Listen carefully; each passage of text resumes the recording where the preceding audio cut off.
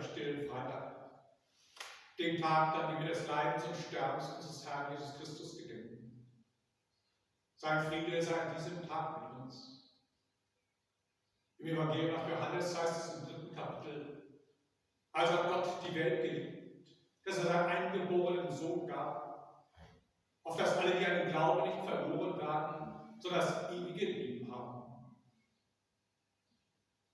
Wir feiern diesen Gottesdienst in der Gegenwart des dreieinigen Gottes, des Vaters, des Sohnes und des Heiligen Geistes. Amen.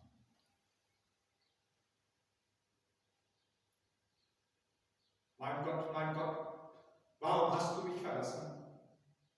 Ich schreie, aber meine Hilfe ist ferne. Mein Gott, des Tages rufe ich, doch antwortest du nie.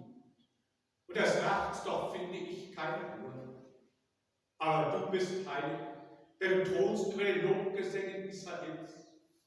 Unsere Väter hofften auf dich, und als sie hofften, halfst du ihnen heraus. Zu dir schrien sie und wurden errettet. Sie hofften auf dich und wurden nicht zu Schanden. Ich aber bin ein Wurm und kein Mensch, ein Spott der Leute und verachtet vom Volk. Alle, die mich sehen, verspotten mich, sperren das Maul auf und schütteln den Kopf. Erklage es dem Herrn, der helfe ihm heraus. Und rette ihn, hat er Gefallen an ihm. Sei nicht ferne von mir, denn Angst ist nahe, denn es ist hier kein Helfer. Meine Kräfte sind vertrocknet wie eine Scherbe, und meine Zunge klebt mir am Gaumen. Und du legst mich in des Todes Staub. Sie teilen meine Kleider unter sich und werfen das Gewand, das Los um mein Gewand. Aber du, Herr, sei nicht ferne, meine Stärke, eile mir zu helfen.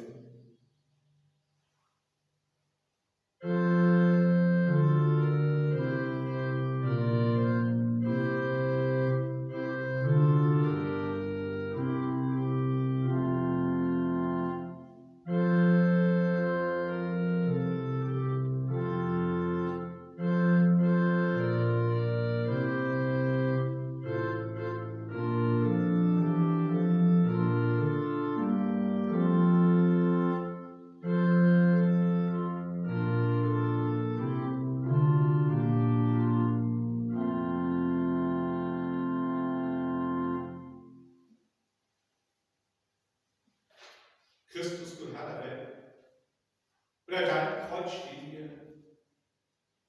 Zu dir nehmen wir unsere Zuflucht, bedrängt von Angst und Not, beschämt von unserer Schuld.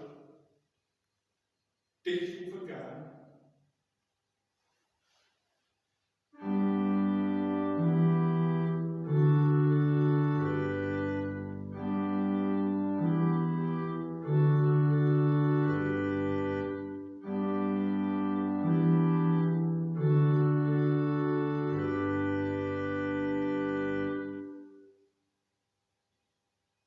Lasst uns beten.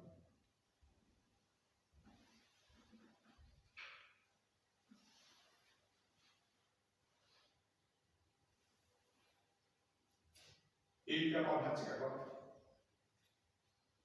du hast dich in Jesus Christus dein gegeben und dein Werk am Kreuz vollendet.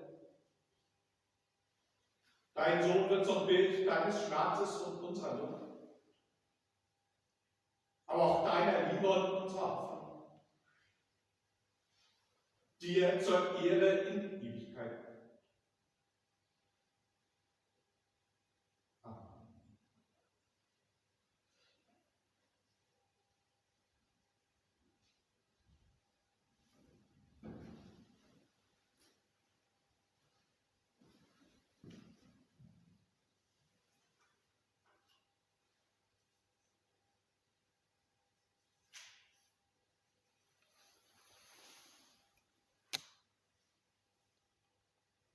Wir hören auf das Evangelium für den Karfreitag aus dem Evangelium nach Johannes im 19. Kapitel.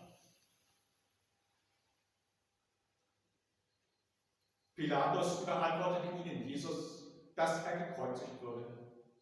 Sie nahmen ihn aber, der trug selber das Kreuz und ging hinaus zur Stätte, die da heißt Schädelstätte, auf Hebräisch Golgatha. Dort kreuzigten sie ihn und mit ihm zwei andere zu beiden Seiten, Jesus aber in der Mitte.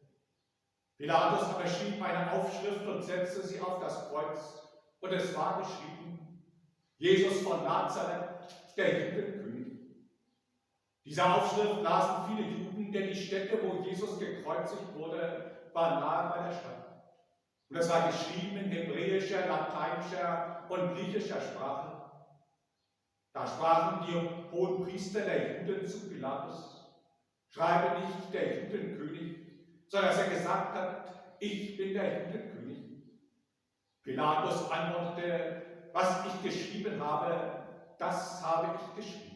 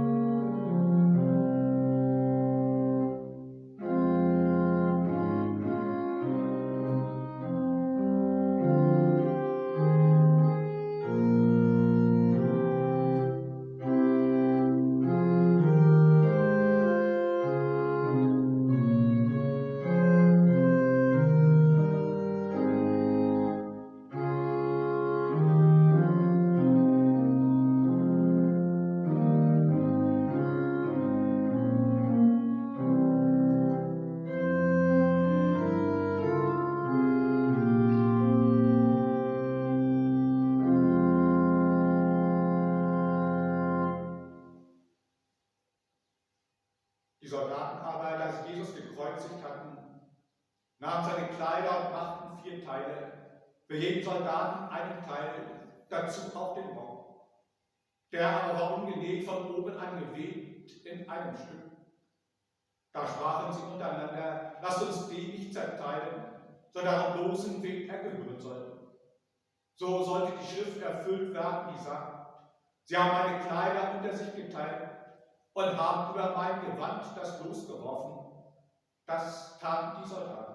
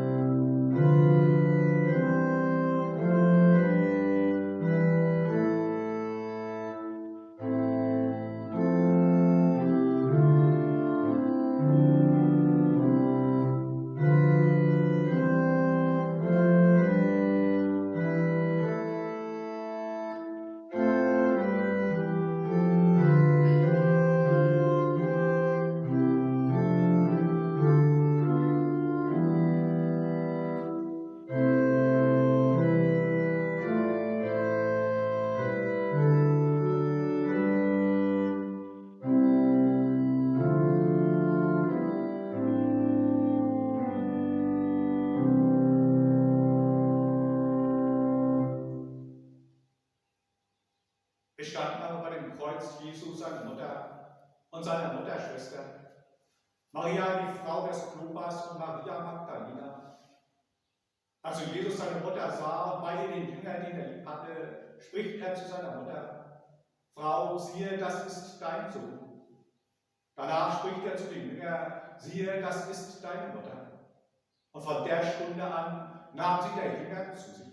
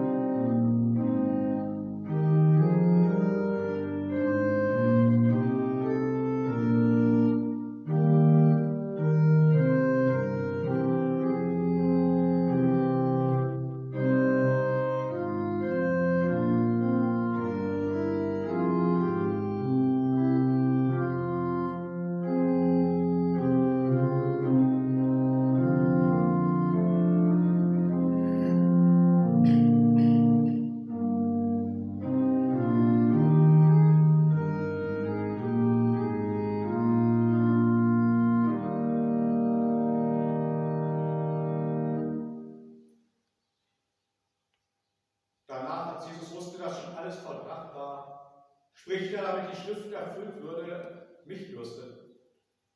Da stand ein Gefäß voll Essig.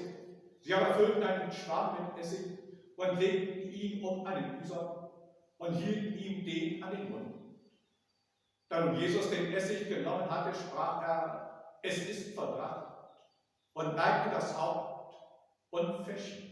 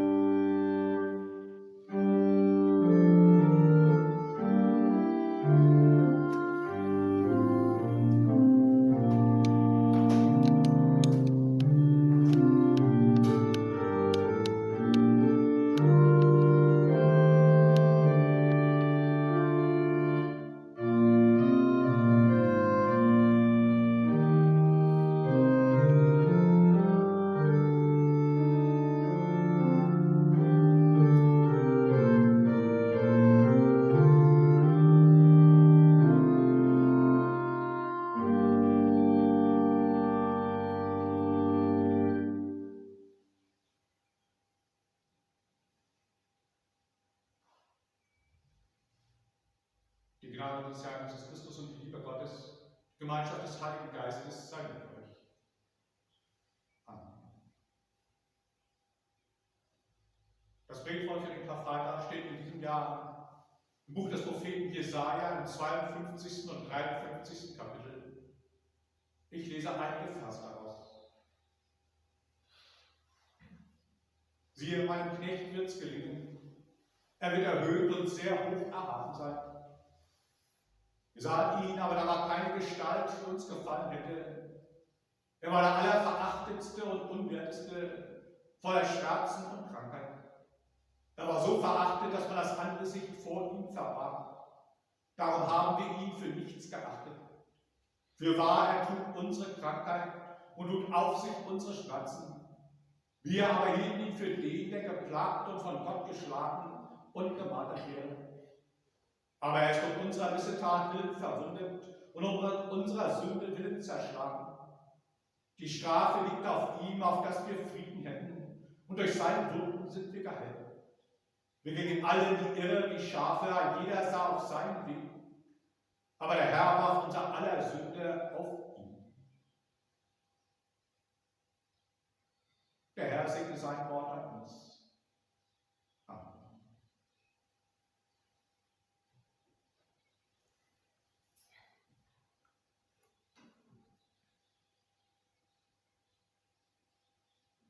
Liebe Gemeinde,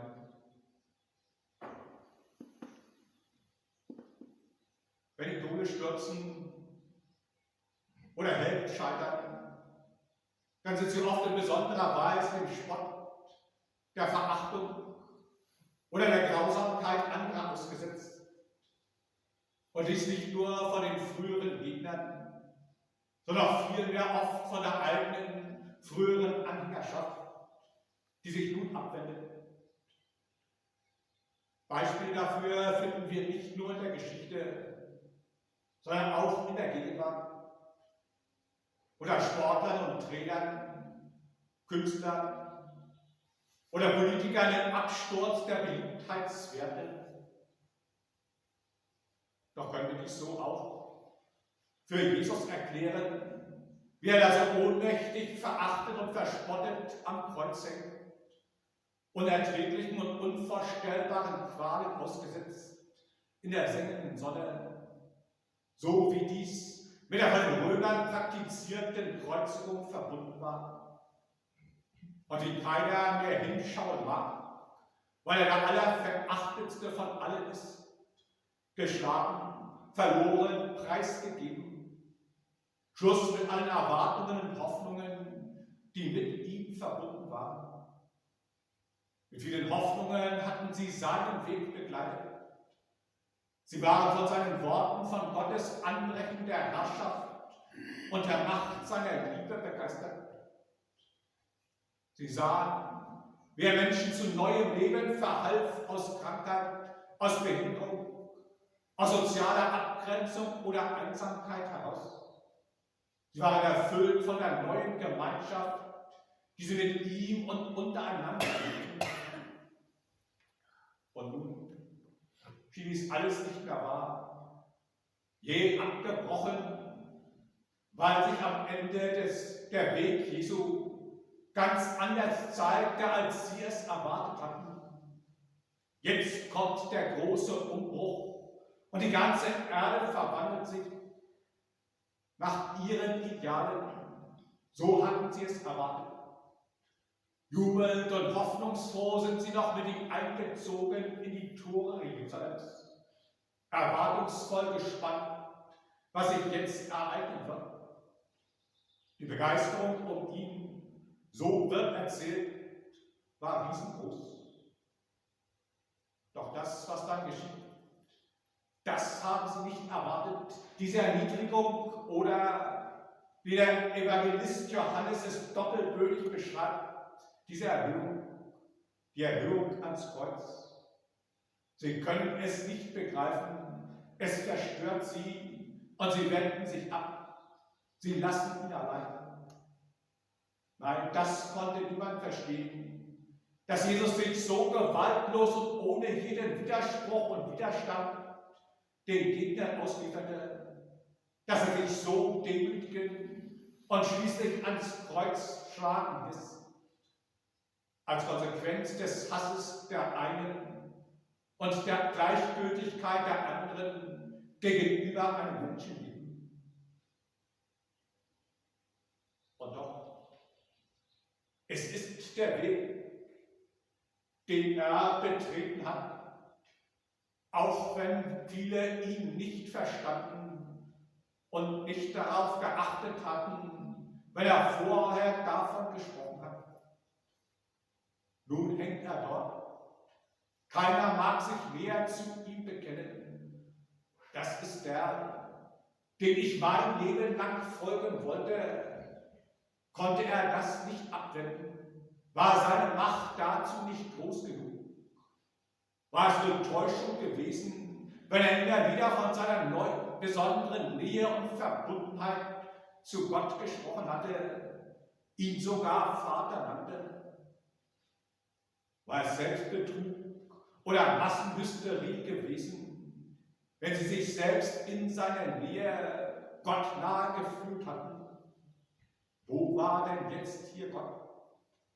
Hatte Gott ihn so geplagt, geschlagen, gemartert, sich von ihm distanziert, weil er doch nicht Gottes Nähe so verkörperte, wie sie es erwarteten? Sie verstanden den Weg nicht. Sie begriffen nicht die Größe seiner Liebe, die ihn bis in den Tod führte, mit der er selbst auf die Gewalt gegen seine Gegner verzichtete, weil er nicht zum Widerstand aufrief, weil er sich lieber selber opferte, als andere zu Opfern zu machen. Sie verstanden es nicht. Und wir werden uns wohl eingestehen müssen, wir verstehen es auch nicht. Bis heute können wir den Weg Jesu bis an das Kreuz nicht schlüssig erklären. Es bleibt bei dem Versuch, das Unbegreifliche ein Stück begreiflicher zu machen. Doch der Karfreitag lässt immer wieder beim Fragen bleiben. Er lässt Zweifel an Gott und an seiner Liebe. Und wenn nicht Ostern käme, dann wäre das Fragen wohl noch größer. Oder wir hätten es schon längst abgetan.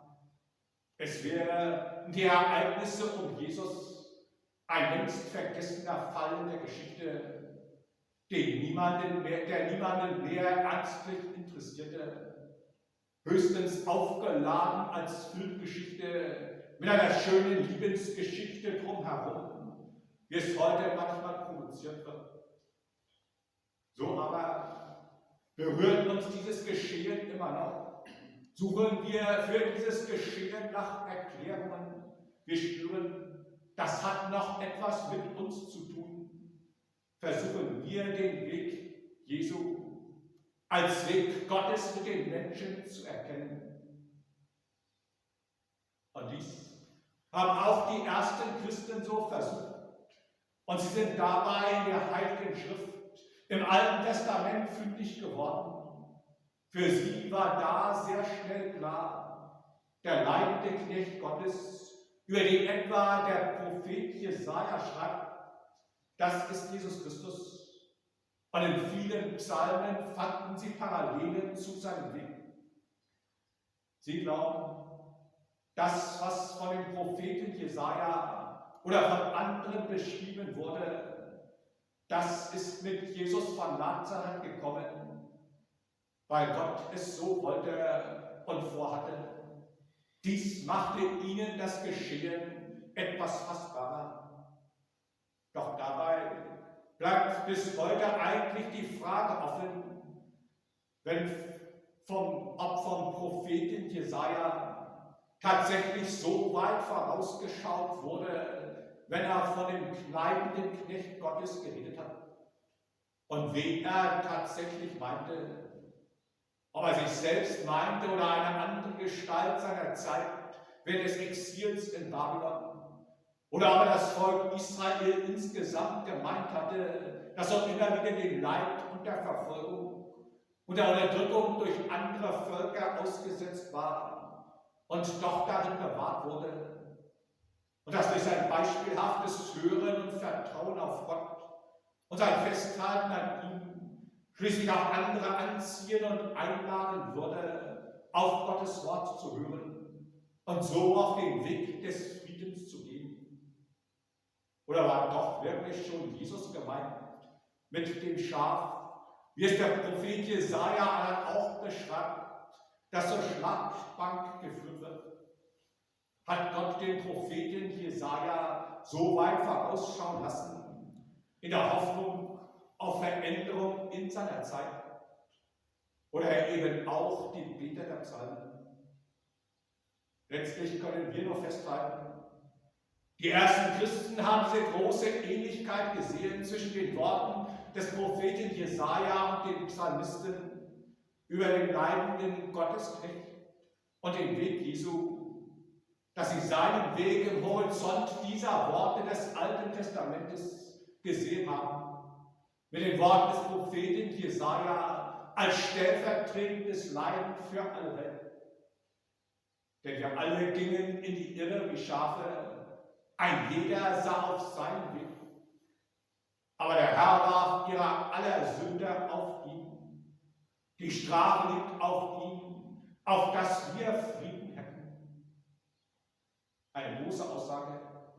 Hat Gott ihm alles aufgeladen und aufgebürdet?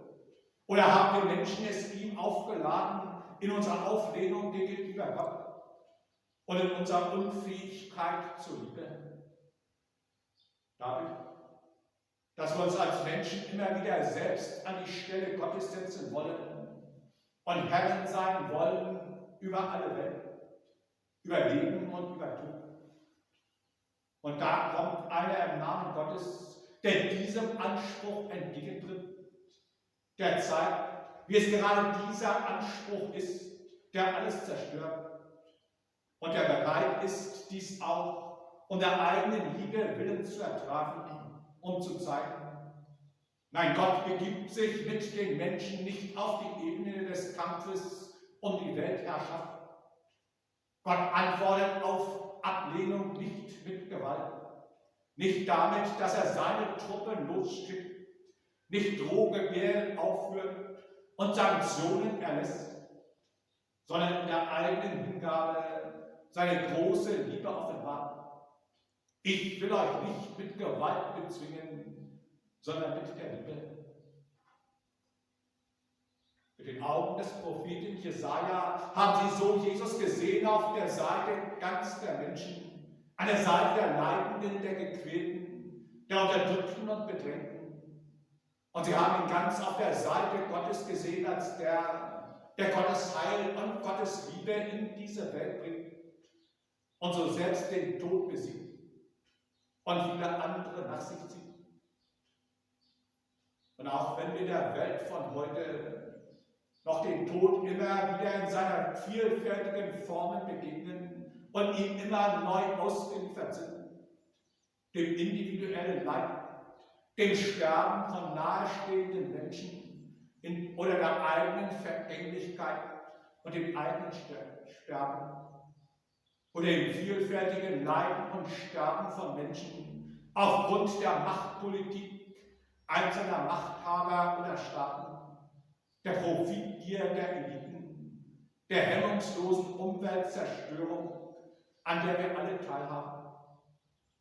Wir können wieder Mut fassen, wir können neue Hoffnung finden, denn wir sehen Jesus Christus an unserer Seite, auf der Seite der unter Leid und Hass oder Gewalt Leidenden. Wir sehen ihn als den Überwinder alles Leidens, in der Hoffnung, dass Gott alle Tränen abwischen wird von ihren Augen und Frieden schenken wird durch seine bleibende Nähe.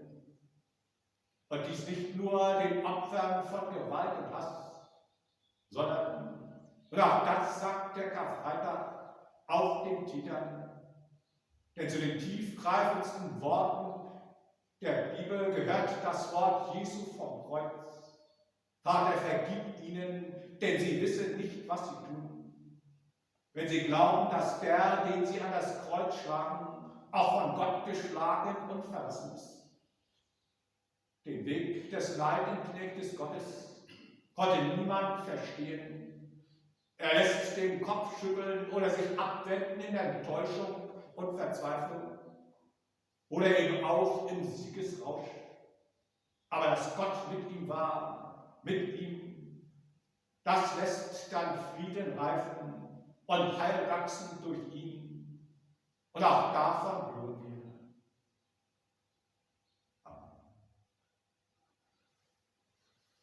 Und der Friede Gottes, der höher ist als all unsere Vernunft, bewahre unser Herzen und Sinne in Christus Jesus.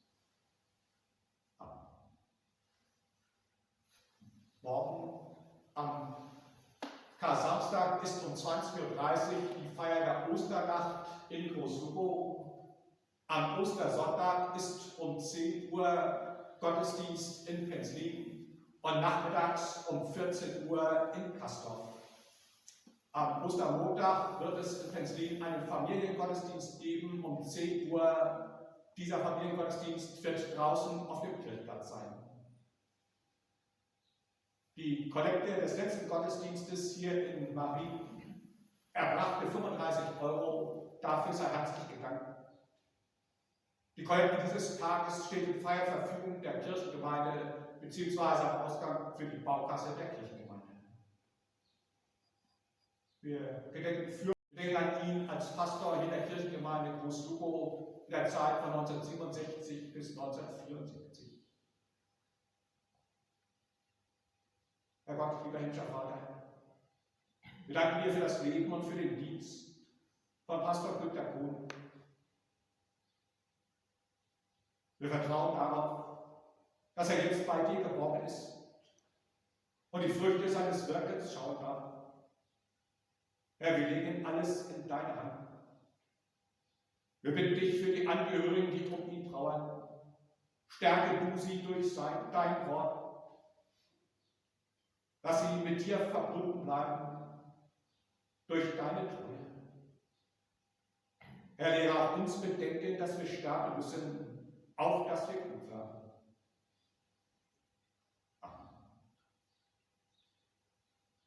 Gott, der Herr, segne uns Gemeinde und alle, die zu ihm gehören. Segne alle, die in diesem Hause aus- und eingehen. Er segne unsere Schwestern und Brüder in unseren Partnergemeinden und den Gemeinden der anderen Konfessionen in unserer Nachbarschaft. Amen.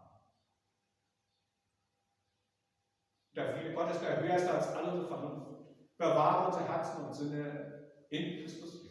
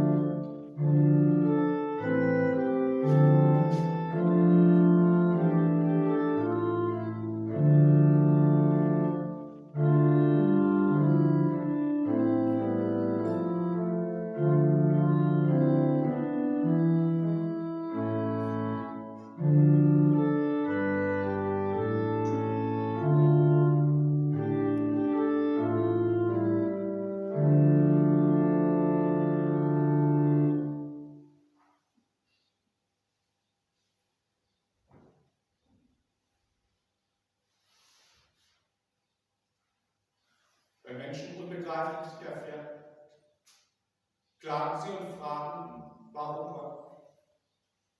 Heute werden wir von Gott gefragt, mein Volk, was habe ich dir getan? Womit habe ich dich beschwert? Wir setzen uns der Frage Gottes aus.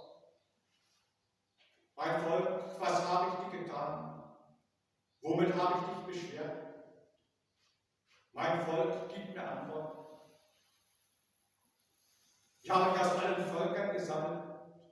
Du aber hast getrennt, die in meinem Namen verbunden sind. Ich habe dir Worte des ewigen Lebens gesagt. Du aber hast Vergängliches zu deinem Gott gemacht. Ich bin zu dir gekommen als das Licht der Welt. Du aber hast meine Botschaft verdunkelt. Ich bin dir zum Brot des Lebens geworden. Du aber bist an den Hungrigen vorübergegangen. Ich bin bei dir geblieben als der gute Hirte. Du aber hast die Schwachen in Gefahr verlassen. Ich habe dich gesandt zum Heil der Völker. Du aber hast das auserwählte Volk geschlagen. Ich habe dir den Geist der Liebe gegeben. Du aber hast dich nach der Macht ausgestreckt. Ich habe mich für dich ans Kreuz schlagen lassen. Du aber hast dich mit Gewalt durchgesetzt. Mein Volk, was habe ich dir getan? Womit habe ich dich beschwert? Mein Volk, gib mir Antwort.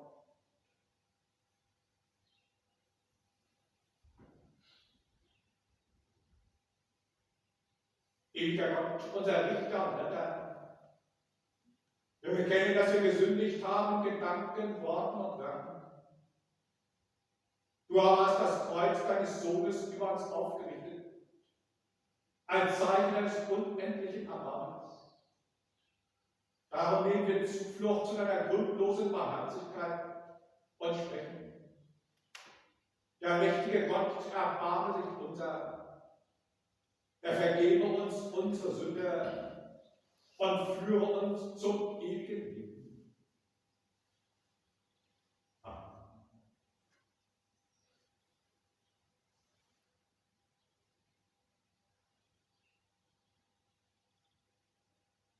Lass uns Dank sagen dem Herrn, unserem Gott. Ja, barmherzig bist du, unser Gott, und unermesslich groß ist deine Liebe, in der du deinen Sohn für uns dahingegeben hast. Er war ganz eins mit dir und war doch ganz eins mit uns. Er, unser Heiland und Erlöser, war gehorsam bis zum Tod. Das Dunkel der Verlassenheit nahm er auf sich, um uns hineinzuführen in dein Licht.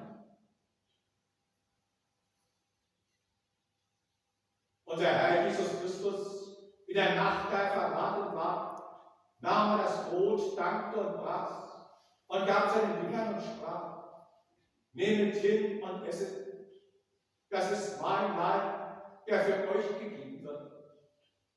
Solches tut zu meinem Gedächtnis.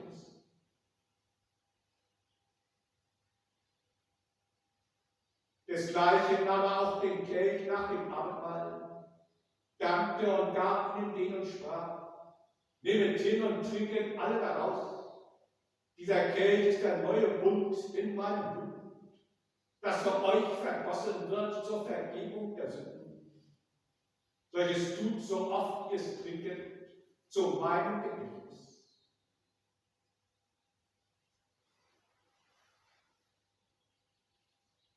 Wir danken dir, unser Gott, denn in Christus hat sich deine Liebe in die Welt hineingesenkt. Sie hat Krankheit, Sünde und Tod überwunden. Sein Kreuz verbindet Himmel und Erde. Er führt uns zu dir. Sein Tod erschließt uns das Leben. Wirklich, befriede, was gegen dich streitet. Sende deinen Geist, dass deine Liebe alles durchdringt und verwandelt. Voll Vertrauen beten wir als deine Kinder. Vater unser im Himmel, geheiligt werde dein Name, dein Reich komme, dein Wille geschehe wie im Himmel so auf Erden. Unser tägliches Brot gib uns heute und vergib uns unsere Schuld, wie auch wir vergeben unseren Schuldigern. Und führe uns nicht in Versuchung, sondern erlöse uns von dem Bösen. Denn dein ist das Reich und die Kraft und die Herrlichkeit in Ewigkeit. Amen.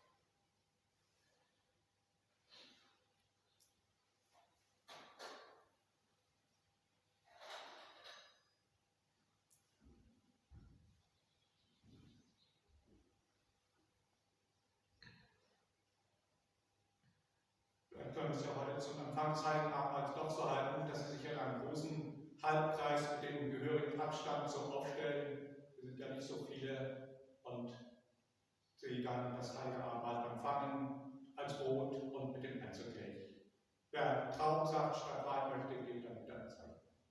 Kommt, denn es ist alles bereit. Schmecket und sehet, wie freundlich der Herr ist.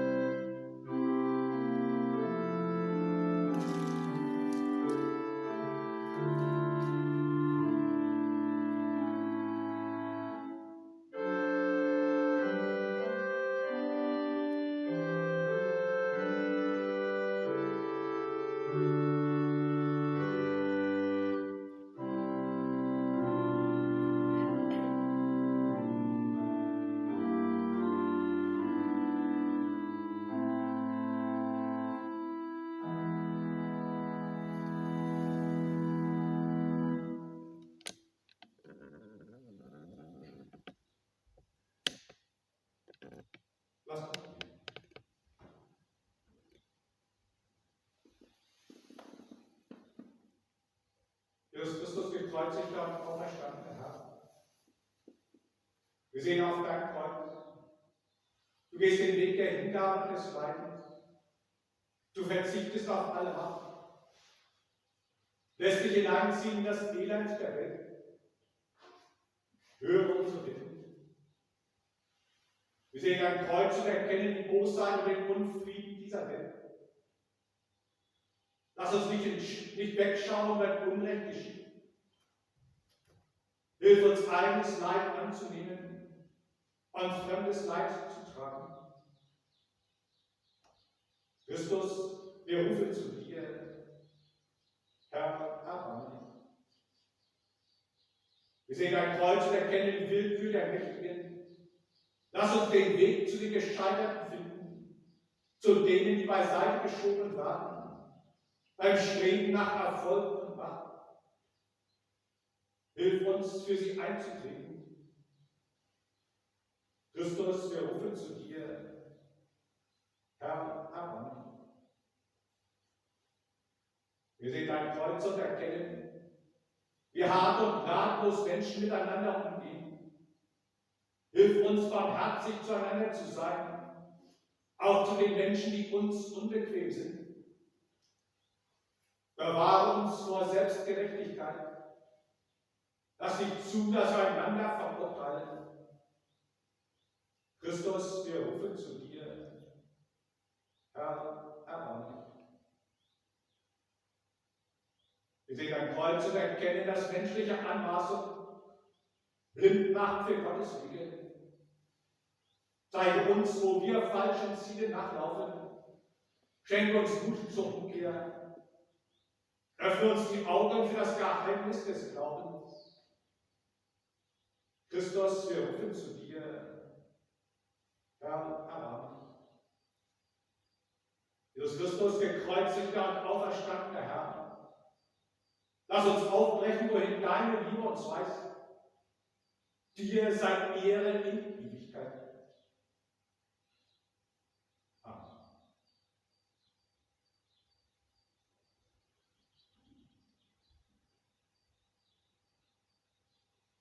Geht hin im Frieden des Herrn.